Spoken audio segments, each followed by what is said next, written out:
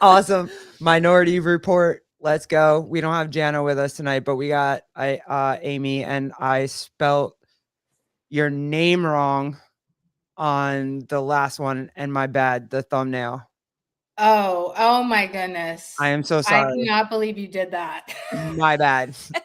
I will not do that again. If you hadn't told me, I would have never known. My fault. I blow my own shit up. It's fine. But yeah, we're gonna get into I call it the WPATH, but you did a really funny reel this morning, the content that you put out this morning. And this one, you were right. I was tired too. It was too early for me to see this Instagram reel. I know what you're talking about.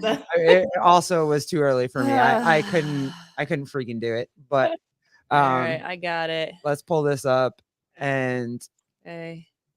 Can you see it? Yep. Okay, you ready? Yep. Telling signs that you're probably transgender, but you just don't know it yet. So if you've ever liked or been really drawn to colors that are commonly associated with the opposite gender, we actually do have a genome in our brain that makes us do that. So that probably means you're trans. Like really good at keeping time or like knowing what time it is, that probably means you're trans. Most trans people are gay. So if you're gay, you're probably trans. If you're autistic, you're trans, especially if you like Legos. If you're really drawn to lights, like a mosquito, this means transgender. It's way too early for this. I thought he was being sarcastic. Then I read the comments.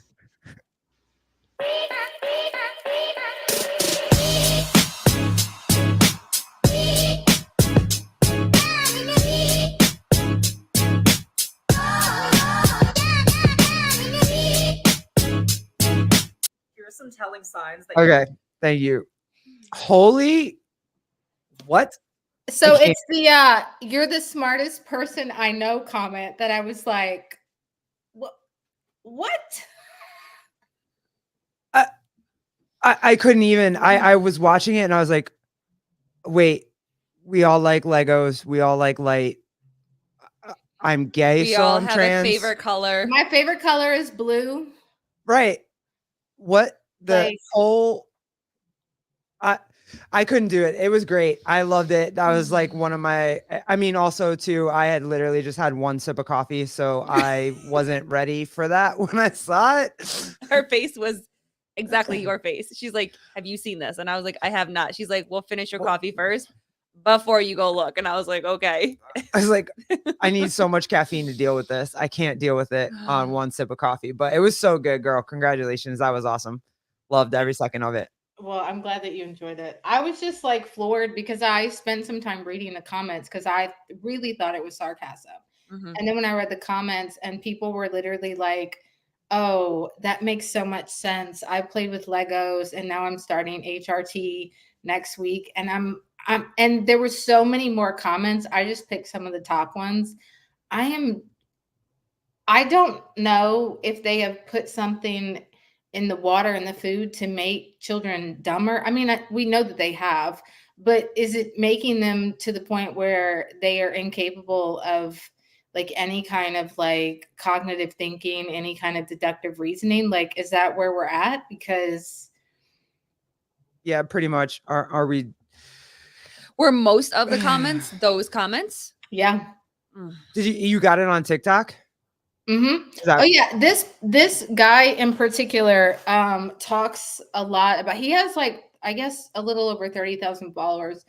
A lot of his videos, it's all about trans stuff because obviously he's a dude trying to pass as a woman. He talks about how like the last couple of surgeries, how you can get both. You can have a vagina and a penis. If you want that, this is what he talks about. This is what he's talking about to children. Some of the most radical things, and I see radical things every day, and I'm just like, this dude is out there. Like, and what is sad to me is when I read the comments, and this is why I stress to parents that I know, parents that I don't know, to get your children off of social media, because if they are not getting indoctrinated at school, they are getting indoctrinated on some platform. TikTok is obviously the biggest influencer on kids, but I see the kids in the comments commenting on these things. And I'll go look at their profiles. I don't ever use like minor children Of course. No, in of course my not. Yeah, thing, no, but I'll just go and look and see. And it's like, these are young kids. These are young, impressionable children who are looking up to an absolutely insane mental case who should probably be diagnosed with a couple of things in the DSM-5 and maybe be under severe psychiatric evaluation. And children are being influenced by him. And this is what is so mind-boggling to me. I get so frustrated because parents are not paying attention to this. Mhm. yeah, And- it's like, here, take this, and Well, we talk about the helicopter mom all the time and how that's used as such a bad word. It's bad to be a helicopter mom. And I think that it's unfair because we are the parents that care. I care. And I Yeah. really give a shit about what is going on now in this generation about um all of these adults putting their own personal feelings and opinions on children that are not their children. And so if I get called a helicopter mom or I'm overbearing or anything like that, I was saying this on another podcast that we did the other day. I would rather fight with my kid about that and when he's an adult, understanding why versus not paying attention and not being on top of him and not knowing and not telling him no and all of these things. Like, why we see it all the time dropping him off to school. These kids that are first grade, second grade, third grade, fourth grade, walking around with these phones and they're attached to them. Why? Mm-hmm. Why? They're already Who's a second grader talking to? Like, what are you What do doing? yeah, why? Right. You know? Like, why do you have and this is like people, I feel like people who call people like us helicopter moms are not parenting. Because you see, I don't call us helicopter moms, I call us parenting. We're not Mhm. inhibiting our children from having experiences. We're not inhibiting our children from developing self-confidence and learning things on their own. We're not taking any of those things away from them, but we are paying attention to the things that they are exposed to and what they're saturated with, because they are little sponges. And Yes. Yep. these beginning years is where they really start to get molded. And it is critically important that you pay attention to what your children are exposed to. And Well, oh no, go ahead. no, that you can go. Jody Lynn, what's up? Good to see you, girl. Thank you for popping on. I think that's why this leak of I call it the WPATH, but it's the WPATH World Professional Association for Transgender Health, which I don't know about you guys, but I didn't know existed. Mm. I never even heard about this organization until literally like yesterday. I didn't either until you said it. And then I was like, what's that? And then it popped up everywhere. It was just the thing to talk about. So I guess they're the leading organization for they help doctors and psychiatrists and whatever, and they lead the way for like how transgender youth are supposed to be handled. Right.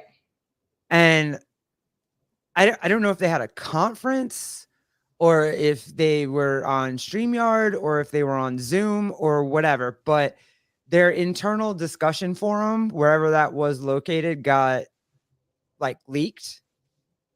And so now all of their conversations that they were having with each other are out there, and everybody's gotten a hold of it. Like the Post got a hold of it, Gays Against Groomers got a hold of it. Everybody's gotten a hold of it at this point, I think, and it's only been a day. So, and yeah, right. You can scroll through it a little bit, but basically it was a whole bunch of surgeons, and from what I can see, like the surgeons that are talking about it the most are actually transgender. So the head, what is this? No, go away. Sorry. So the head, like the World Health Organization, they're all the Psychiatric Association, all of that. They all rely on what these doctors are going to say about how to treat transgender children. And so what the head of it is actually Marcy Bowers, and she is actually she's transgender. And she's basically said that she would never operate on anybody under 17. So what we're hearing is most of these doctors would never operate on a child under the age of 17, and the reasons why are just gross. I can't even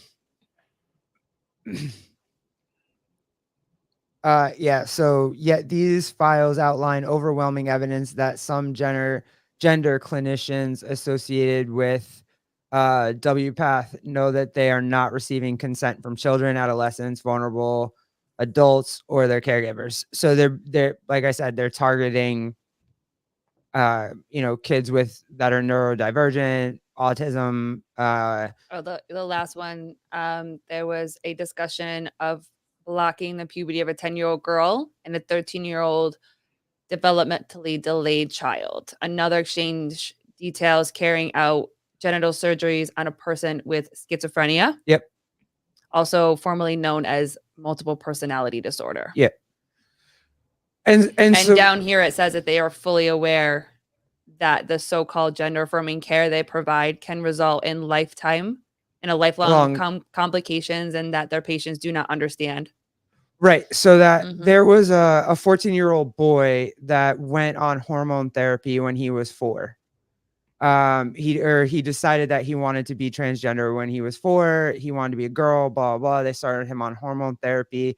At 14 years old, he decided he wanted a vaginoplasty, which was he wanted a vagina. And the complications were that his penis wasn't big enough to build, like he didn't have the tissue big enough to build the vagina that they were trying to build. And so they know it, and they all agree that if they are gonna do sex reassignment, that it should be at 17. And here's why. And this is, baby, you can pull that down. Yep. Here's why. And this is the best, and the thing I wanted to talk about the most. They say 17 because it's the last year that they're in the house with their parents and people that love them and will support them and their friends and whatnot. And they actually, their tissue is big enough for them to build whatever it is that they're going to build for the vaginoplasty, or for girls, whichever, there's 2 surgeries for that, whichever one they want to choose to do. But that's so you know that it's not going to work. You absolutely know that it's not, and they say it. There's multiple surgeons in that forum saying it doesn't work under the age of 17. I mean, don't get me wrong, it doesn't work after the age of 17. Yeah. There's a million complications that happen for kids after the age of 17, but they know that it's detrimental for children before the age of 17. So much so that they removed, and from their book that they give to the World Health Organization and that they give to, psychiatric, organizations and whatever, they removed a section of ethics, and they removed the section of how old they need to be. It's gone. There's no, like, they took it out in 2022. So I don't even know. right. Like they know exactly, they know what's happening. They know you can't do it. And they know one kid had, a 13-year-old had ovarian cancer because of the hormones. And the oncologist said hey, this kid has ovarian cancer because she's been on testosterone for so long. Wow. So, Jody Lynn, what's up? Do you think reproductive organs will become Banyan and donated in these types of cases will become valuable? Yeah. Okay. Okay. Typos. Do you think they will become valuable? I, I don't. I think they're gonna try it. I don't for 2 seconds think that they're not gonna try to do transplants and whatnot. It's They're- not gonna work. Like, Amy's face just she's just like, wait, hold on. They're gonna try I'm trying it. to wrap my head around something to say something. it's not gonna work. Like, you cannot change this. If you were born a woman, you will always be a woman. No amount of medical intervention will change your gender. None. And the same thing for a guy. They said something though that a dude wouldn't be able to handle a uterus, ovarian, whatever the heck transplant because their bone density is like it's more dense than ours. If Yeah, they tried to do it, they're not just that, there are multiple other things going on with women that it will never work. If they do a successful uterine transplant into a dude, okay, how you have a baby? You don't have the bone structure down there. Your body does not do what a woman's body does. It will never do that. So his hips will just break. They'll break in half. They're not. I mean, I feel like they're just playing Frankenstein. I feel like we're in some Twilight Zone, Halloween, dark lab, and You guys don't want. You guys don't want to hear this either, but there's a thing for non-binary kids too, or non-binary or detransitioners, where if your transition didn't work or if you're non-binary, they can make you nothing. Yeah. what? Like it'll be like a Ken and Barbie situation. Like so if you're unhappy with your transition and you want to go So back, you just have a hole to pee? I don't even know what that means. It's just a theory, I guess, that they put out there that's like, hey, and they said it. It's in the forum. They said it. They don't know kind of how to deal with non-binary kids. So we're just gonna make them a Ken and Barbie. Like we can make it. I don't know. So they just have a hole to pee, just for the function of having to urinate and expel that. Like, Yeah, it's so what came out is basically just like, we know you're experimenting on our kids. We know it. I mean, my thing is, if it's non-binary, then Ooh, conspiracy theories. I always like that. Sounds like population control. oh, it absolutely is. But then how are they? If the child, if it's a girl, because we know non-binary is BS, but if it's a girl and she's claiming to be non-binary, are they treating her with tea? Are they giving her that? Like, how do you, this is why non-binary doesn't make sense, because you're either one or the other. That's literally what it means. So if it's a girl, how do they stop puberty and then treat the girl if she's non-binary? They would essentially have to give her tea, right? Yeah. Yeah. So then they're transitioning her to They would have to give her tea, no boobs, and like no a hysterectomy. I don't even know. but then she's still gonna start growing, hair on her face, and she'll have the male characteristics that come out. So non-binary essentially does not exist. I mean, we know this, but I'm just saying it can't exist in the medical world. So what you're just gonna get, like what's the surgery for that? You just remove. It's called bigenital. Yeah, Maybe that's what the crazy dude that I stitched this morning was talking about, how you could have both or you could have none. Like, I mean, I, always the thing for me is that they know that this isn't good for our kids, and it physically is not. It's not good for our kids. Like, why are you doing this? Uh, And money and population control is what it is. Yeah. And the thing is too is that they use fear to scare parents into doing this because it's the fear that they're going to lose their kids. They use the emotional like, manipulation what's up? of saying that yes, the child will kill themselves if you don't Yes. allow them to have these surgeries. And And also the the message of like, we care, we should care about our kids that are struggling and whatever. But when I saw that you knowingly are hurting children, yeah, your face message is that we need to care for our kids. We need to care for our kids that are struggling and trying to figure it out. And if we don't affirm them and if we don't follow their lead, then we are not protecting them. We are not caring for them. That's the face message. But behind doors, closed doors, the truth is that you don't care either. You don't care either. You're going to do these surgeries knowing that they are not going to work. So you are going to, but also my question is like, what exactly is a successful surgery?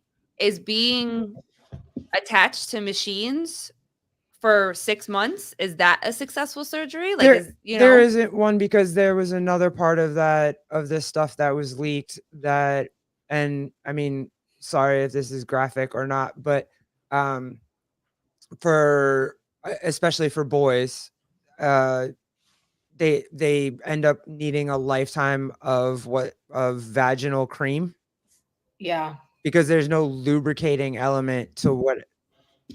I say this all the time. It's not self-cleaning and it's not self-lubricating. It is a man-made dead end hole. Mhm. And the fact is that they know this. And also one of the surgeons was like, yeah, I had to think about it, but also too, I never asked the patient. You never asked the patient how they felt, what was happening. All he knew was it was just a lifetime of dilation that they were going to have to do to keep the hole open. He never, not one, nothing. They just, And like, I'm sorry They if you don't don't talk. want to talk about it, but as a self-fulfilling adult and having a fulfilling life, and people hate me when I talk about this, is having a sexually fulfilling life. I don't see in any of this how that's possible. They don't have it though. That's the biggest complaint. Like all the research that I've done, the number one complaint is that they don't have a normal sex life after this. They never will have a normal sex life after this. Is it promised by the doctor that after they transition that they will have a normal sex life? I believe they say that. It's insinuated for sure. Yeah, Yeah. they definitely insinuate it. I don't Everything know. yeah. Everything I've read makes it seem like you tell a 12-year-old, oh no, you're just going to be a girl. Right. And they believe you. Yeah. And I just looked up the founder of WPATH because I was genuinely curious who the sicko was that founded it. And this is not going to be very shocking to you. It used to be called the Harry Benjamin Just the word Harry is like, Foundation. So he was a doctor from Germany. Now I'm gonna have to do some more research and I'll have to do a reel on it because if I think this is the connection, then this is even sicker than. I'm sure it is. But here's the big shocker. So he was kind of a failed doctor from Germany. He tried to have like these practices in New York and it didn't really work out. Well, he was approached by Alfred Kinsey. He sound familiar? Yeah. The Yeah, we Kinsey talked about that. Institute, yes. And all of Kinsey Institute studies and everything, the whole sexology is built around a pedophile's actual experiences, firsthand experiences of like basically molesting, assaulting, violating over like 600 kids. So he was approached by him and he started working with him. And then that's where he got his start in all of this. And Kensing was the one who asked him to meet with a male patient. He called it a male patient that had the physical aspects of being a male, but was identifying as a female. So that's how his career started. And that's not a real shocker to me. But I'm No, gonna have to dig into that. That's the crazy point that they always make, that I always feel like they try to say that kids are sexual. They are inherently sexual at birth, is what Kensing believes and other people believe, and that is not true. Who was thinking about that? Only a molester, only a child molester, a predator, or a groomer would think about that. No kid is thinking about that. Mm-mm. There's no kid is thinking about that. No. Not and Amy, like, let's not get lost. Like, you're a mom. You have children. Your 5-year-old's running around asking you about, I don't know, sex, adult orgasms and all that. Absolutely not. No. And if that were true, children that were sexually assaulted would not deal with the lifelong impacts that they deal with after the fact, because I was molested as a child. So there is so much trauma that is involved in that, and that's stuff that we never really get over. We learn how to manage through the things that we are left with.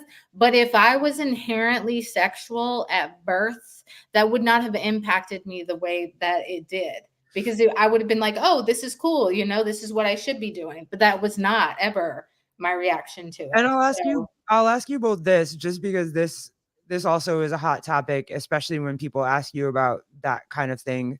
That there's two types of, I call it like the fight or flight. And either victims of child sexual assault either run from sex and they're completely uncomfortable with it, don't want to talk about it, don't want to do it, don't want to any of that, or we're overtly sexual.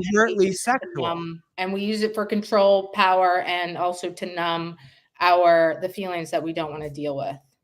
Yep.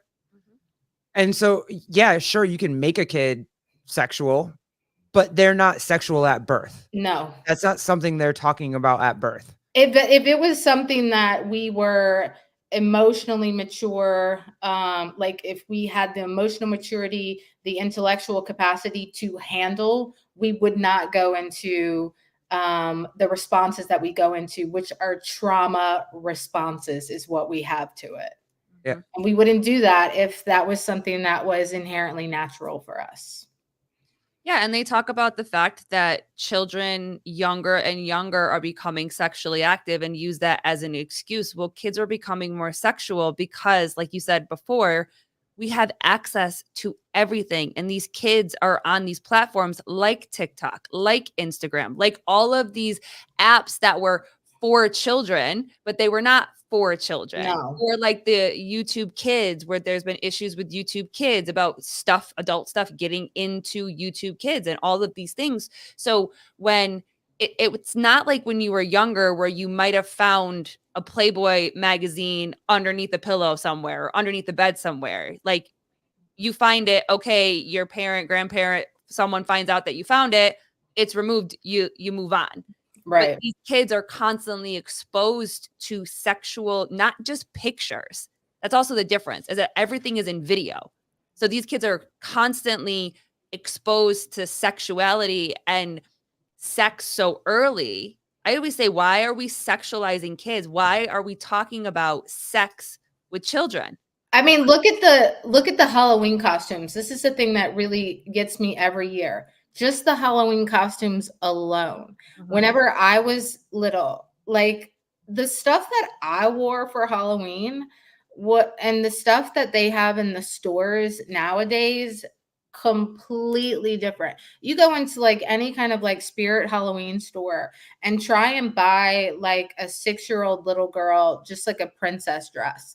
It's short. It's got the little like frou-frou things that come up to the knee. Like it is an overtly sexual costume for a little child. Mm-hmm. They are bombarded with everything overly sexual, and none of this they shouldn't be exposed to any of it. The thing that is the hardest for me is that the adults know all this and they're still allowing it to happen. Like WPATH knew that this wasn't okay. The one woman had done over 20 surgeries. The other woman had done over 1,000 surgeries. They knew it didn't work. They had notes on it. They talked about it and they still did it. Yeah, that's the only thing that somebody somewhere, whoever you want to say that it is, with a bunch of money, sat down and said, okay, kids are the next most like money driving commodity. And so that's where we're at now. That's the only thing I can come up with because the adults know it and they allow it. So pharmaceuticals, like you just said, you brought up Halloween costumes, you brought up it's TikTok, whatever you wanted. The adults are allowing it to happen. Mm-hmm. Ouch, that hurt. That hurt a lot. That was my most frustrating thing when I read that article the other day. And then when I went and looked into it, and then I saw, obviously the Gays Against Groomers posting adults are just okay with it. Even this border crossing that's happening right now, and you can read in all the articles that now child labor is being exploited to no end because of it. The child sex trafficking industry has grown exponentially from it. Because whenever you have open borders, one of the biggest things is human trafficking. Yeah, they traffic adults, but it's children primarily that are targeted for the trafficking. And they primarily get sold into sex slavery. Yeah, some of it's labor, but it's mostly sex slavery. It's what is it up to now? It's in the billions now. Yeah. The trafficking industry. I mean, it is making so much money that people that control all of this, they'll turn a blind eye. They won't really digest what is really going on because of the amount of money that they're pocketing. I mean, this is just purely evil. Like, it's just, there's no other way to describe it. Same as the doctors that you're so frustrated with. And the same as like the parents who are buying into this. Think about the parents of, a lot of, I think a lot of the transgender kids are coming from some type of abusive household. Sure. Either they were sexually abused, emotionally abused, neglected. And so they are susceptible. If you've been a victim, your chances of being re-victimized is really high. So they're susceptible. They're those are the most vulnerable kids, and those are the kids most easily manipulated. And especially if it's sexual abuse, these children are immediately going to gravitate towards this. But then, and I don't blame children like that because they don't know any better, and they don't have a parent to intervene and say, hey, obviously something's going on here. Let's dig deeper and figure out what is going on and address the real issue. But then you look at the actual parents. Like, there was a story the other day where there was a parent who had 4 transgender children. Yeah, that's ridiculous. Now, the chances of you having 4 transgender children is absolutely never, no way in hell, not going to happen. So why are those parents participating in this? It's one thing when a child succumbs to it because of, their they don't have the emotional capacity. Why are parents like that participating in this? Well, the first thing that comes to mind with that is this family that has 4, where do they live? Do you know where they live? I don't know. I'm Probably only probably asking. somewhere really liberal, like Washington or I something. saw it too, but Well, yeah, it probably I'm is. only asking because we did that one podcast where families, their kids were taken away because they didn't affirm them. So do you feel like that is more the case when it comes to certain parents, of like the fear that the government is going to take away their kids because of these new laws? This mom seemed pretty into it. Oh, Like okay. that, yeah, it wasn't that situation. Gotcha. So then I would ask, just for just because we're going down this rabbit hole, I would ask this: you think that parent had a similar experience when they were a child, and now they're just like, hey, let me get all the love and attention I could possibly, because that's why kids who go through this will accept more abuse, because they're just going to whatever they feel like is love. Yeah. Well, I mean, I would say I'm not saying that with all of them. Some of them are just chasing clout and want to get rich and want their kids to be on TLC, but no, absolutely. Some of them are just purely exploiting their children, but then that would be like a narcissistic personality or a Munchausen's by proxy. yeah, that's what I was thinking. Or it is actually no. I would just say the parents are suffering from some type of mental issue. They're either attention seeking, so the narcissism comes into play, or the Munchausen's, like they're just desperate. These are probably people that they've never felt important in their life. Maybe they did come from a situation where they never were accepted by their parents, so it's like now it's more about them. It's more about society looking at them and praising them for being such a brave mom because you have 4 transgender kids and you're doing such Yeah. a good job, like, so I think a lot of it is that. And it could be a cycle of, if you were abused as a child in any capacity and you never healed from that trauma, you are carrying that into your parenting style. Yeah. And that wouldn't surprise me There's a that lot of that, I would say. Yeah, Jeffrey, number one, I absolutely agree with you. Are we all trying to pull his comment up at the same I time? got you. Okay, good. Because that seems to make the parent negligent. Yeah, absolutely. Yeah. No, that's it. Yeah. It's on the parent, because there's no way in hell that I wouldn't protect my kid from any kind of manipulation or any like adult looking weird at my, you know what I mean? There's no way that I'm not going to pay attention to what my kid is doing, who he's talking to. Yeah. Well, that reel that you did today really set me off, because now everything that this person is saying is you're literally saying that anybody that's autistic is transgender. Yeah. Like, now Or anybody that's gay is transgender. right. Yeah. And so now you're not only putting a huge target on my back, but you're putting a huge target on my son's back. So now my fear is that, adults, and right now, knock on wood, we've been very grateful and okay with the adults that he's around. Nothing has been red flagged, anything like that. Again, we're very much involved with every single person that he's involved with.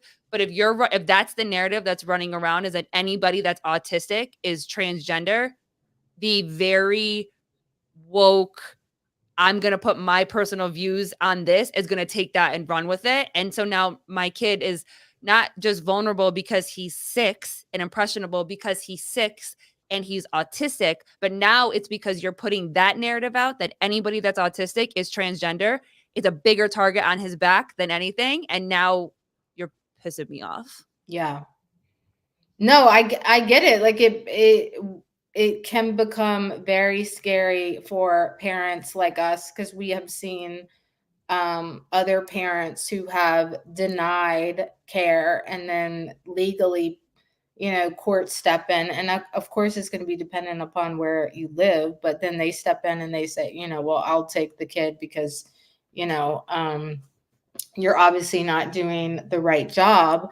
But it does become very scary, because it's like we as parents are in a weird space where you know, back in the day, it was like, well, parents know best. And now it's like, no, society knows best is what Yeah. they're basically trying to say.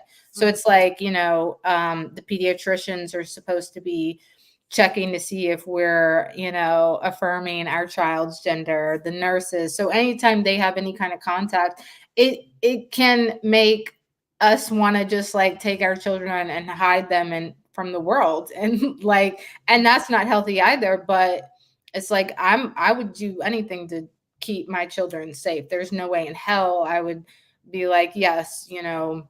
The WPATH, hearing about this and hearing about WPATH, did it in any way like scare you with all of this stuff coming out now where if you go, like you brought up, if you go to the pediatrician, if you go to the doctor, if you wherever you go, you have to fill out what your uh what your gender is, what you would rather be called, what your pronouns are, blah blah blah, because it just lets them know who they can target. Like adults know what's happening to very like manipulative kid. Like these kids are these adults, whatever, whether they're schizophrenic, whatever they have, they're at risk like that. And so now they're giving you questionnaires to fill out to tell you so that they can know how at risk they are. Mm-hmm. That's creepy. Well, it's very manipulative. They are specifically, I feel like they are getting that information so they can come back and, you know, target those children in particular. It's very calculated. That that's what this article made me think. Is how I talked about this yesterday about a different topic, but it was kind of tied into this and I never got to talk about it. But how calculated are they? They really want college campuses, doctors' offices. You really want to know who the people are or who the kids are that you can go after if you want to. Yep. That's freaking creepy. I'm not checking off any box ever again.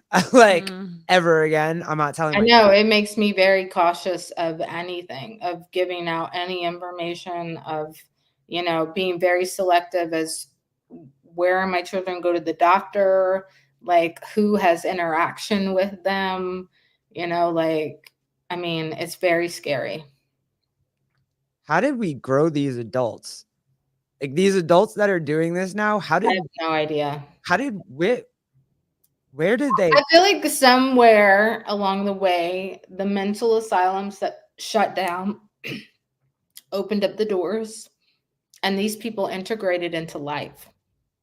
And these are the people that are in charge of this, because these people have lost their minds. They are outside of their minds to be having this kind of thinking and going down this path. Like, this is my only explanation, because I cannot fathom how adults would willingly participate in this. That was mine.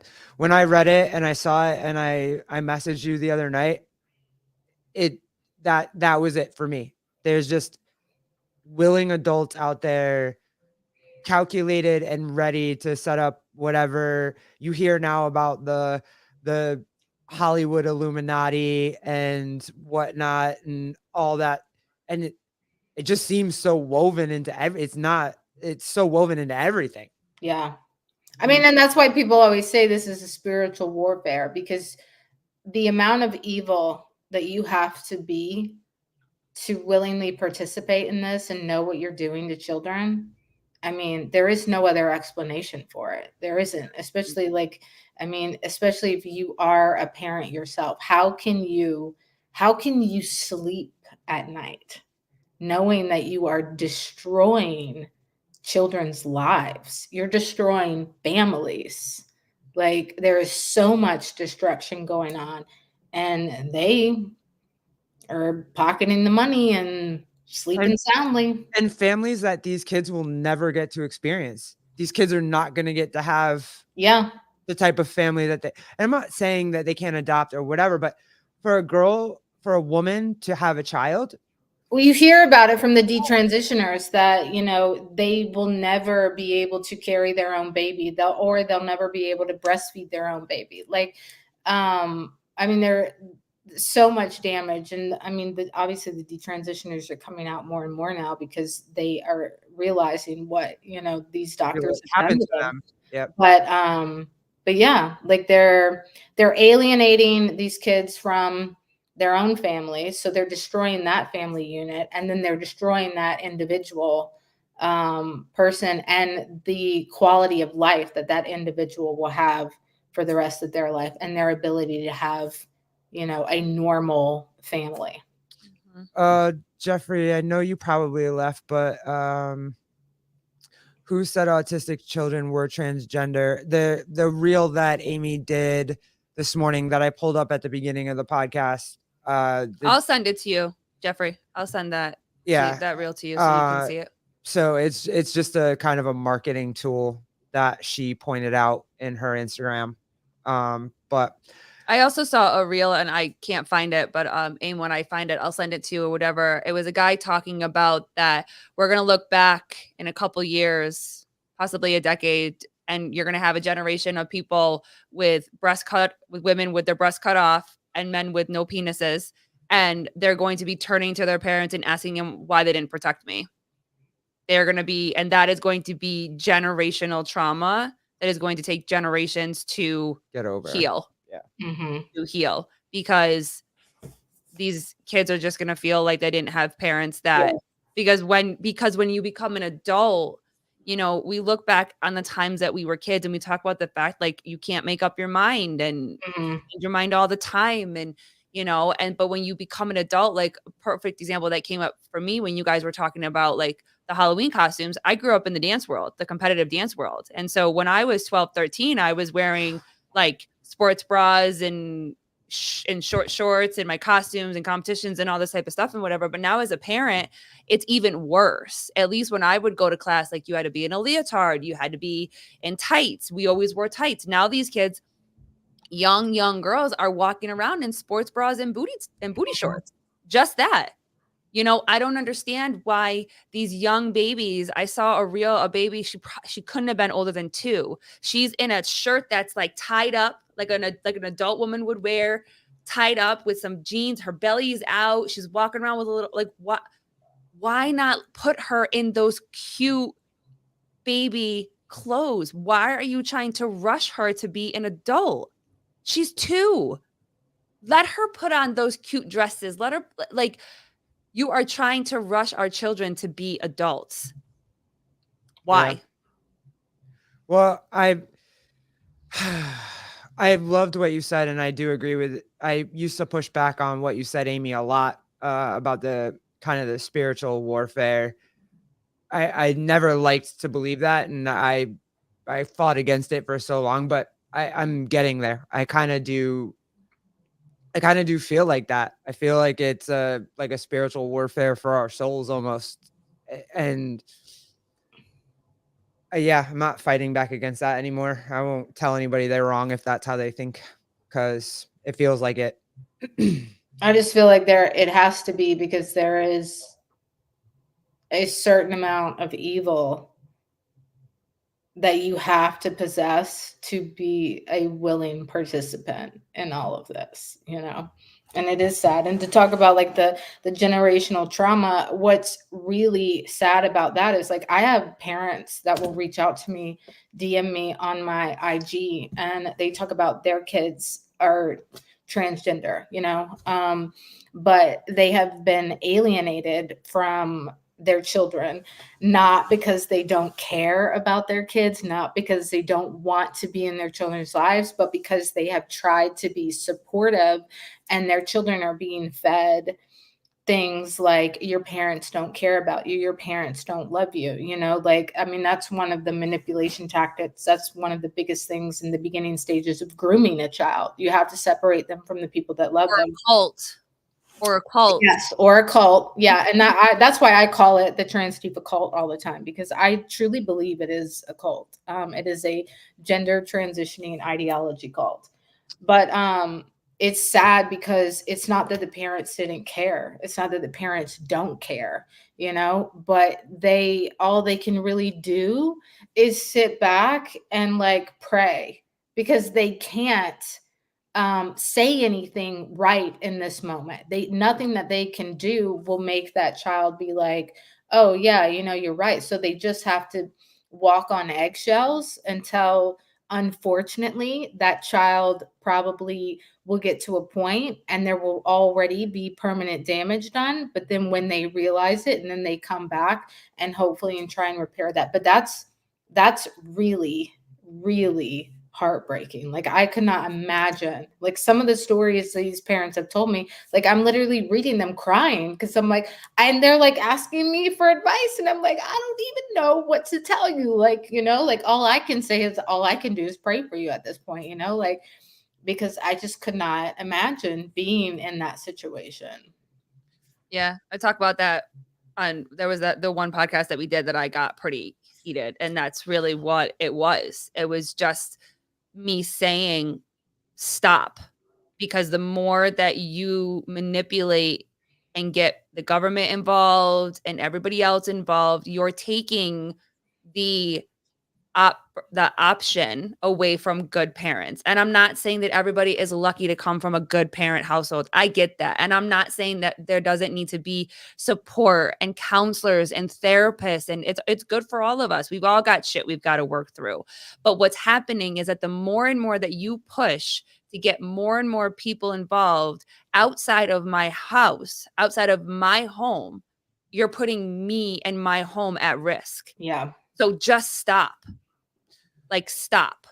And I think Jeff too is kind of rounding us out nicely here. Oh, why can't I pull anything up? Can you? They don't pull it want up? to. They don't want you to. They don't want. And I see the result of that in high school. And I think that he's tying that back to what you said about putting like a 2-year-old in a dance uniform where, you know, their shirt's tied up and why aren't you just letting them be 2? And then he sees that in the results in high school. And yeah, because again, you're sexualizing a child that doesn't understand it. And so you're going to get that fight or flight where either they're never going to want to have sex ever, or they're going to run straight to it. And so it's something as little as putting little kids in booty shorts when they're 3 and sexualizing them even just that way when they're 3. And now you want to have them have sexual reassignment and hormones and whatever at whatever, and you think that that's not going to mess with them later? Well, like Amy said, they don't care about the psychological effects of it, because if they go through these surgeries and whatever, they're going to need constant support for the rest of their life. They're going to be paying into the farm, the big farm. It's a forever patient for them, whether they stay transitioned or whether they detransition. It is a forever patient. And you have complications from all of this stuff, you know, like the heart disease that a lot of these people have, the urinary issues that they have. So they are creating multiple streams of income just in big pharma from one patient. Yeah, I'm sorry. It's just emotionally taxing for me because it's just the realization that there is a group of adults out there that are complicit with this and foster it. And it's like crushing me because I'm just how? Yep. So, but thank you guys. I know that this is going to come up more because it's going to be a big thing because so many more things are going to leak. I'm pretty sure that the rest of the forum is going to, the transcripts from the forum are going to pop out soon. But I guess we kind of know, at least they let us know who they're targeting, how they're targeting them. And, you know, I mean, I guess thanks for the heads up on where you're going and how you're looking at it. I mean, but these documents were put out because there hasn't been any. Everybody's like, no, it's fine for kids. No, it's not fine for kids. But at least now we kind of have an insight into the premier or professional trans health association or whatever they are. So Well, and also the fact that these documents have openly acknowledged the fact that they thank are you, Jeffrey. taking. We love you. Bye, Jeffrey. Jan Clark, thank you. That they are completely taking advantage of children that have severe mental disabilities. Like, you are going after someone that is schizophrenic, and you are doing this procedure and saying that you got consent, and saying that this was what this patient needed, And it wasn't and consent. it wasn't consensual. So again, you're saying this, you're fighting for this narrative, and you're screaming from the rooftops. What about that child that didn't consent? What about that child that was put into an institution, or the parents reached out to somebody that they thought was protecting them because they were schizophrenic, Yeah. and now they're unsafe to even be around professionals that are supposed to help our kids that need specific help? And if that doesn't change your mind, like you said, Aim, there's a pretty the special kind of evil that's out there if you can just agree with something like this. And just my question is always, you keep saying it's for the kids. It's to protect the kids. It's to help the kids. They need to be cared for and whatever. And you're going to tell me that that's how you care for a kid, by taking advantage of someone? We're always going to disagree. Yep.